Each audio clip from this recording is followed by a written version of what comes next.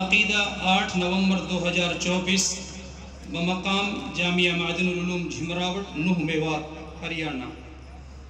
محترم حضرات، متحدہ ہندوستان میں 1857 کے انقلاب کے بعد جب حکومت، قانون، تعلیم، معیشت وغیرہ پر برطانوی قبضہ اور تسلط ہو گیا تو 1866 میں برطانوی حکومت نے مسلمان قاضیوں کی تقرری کو موقوف کر دیا۔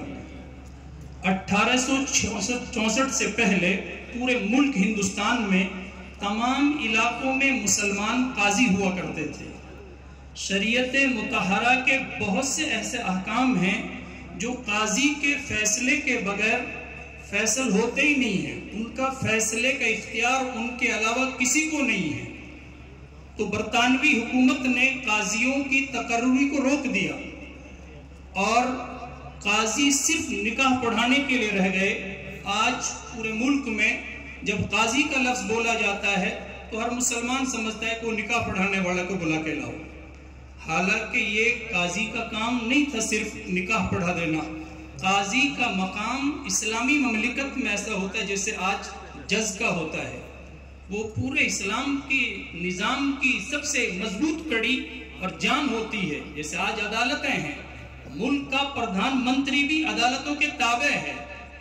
تو اسلام میں جو قاضی ہوا کرتے تھے، ایک زمانے میں ہارون رشید رحمہ اللہ کا دور ہے، ان کے زمانے کے سب سے بڑے چیف جسٹس حضرت امام ابو یوسف رحمہ اللہ، اگر وہ ہارون رشید کے خلاف بھی فیصلہ کریں گے تو فیصلہ مانا جائے گا، حالانکہ وہ خلیفہ وقت ہیں، لیکن قاضی کا مقام فیصلے کے اعتبار سے ان سے بھی بڑا ہے۔ لیکن قاضیوں کی یہ بدحالی برطانیہ حکومت نے کی۔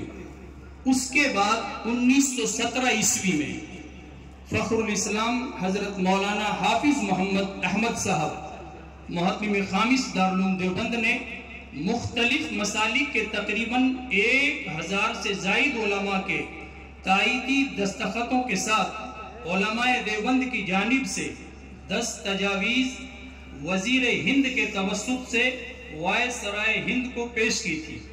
ان تجاویز میں تجویز نمبر 3 کا خلاصہ یہ تھا کہ تمام معاملات فیما بین اہل اسلام بموجب قانون شرع محمدی قاضی و مفتیوں کی عدالت ہائے اسلامی سے طے ہونے چاہیے، لیکن یہ کوشش کامیاب نہ ہو سکی۔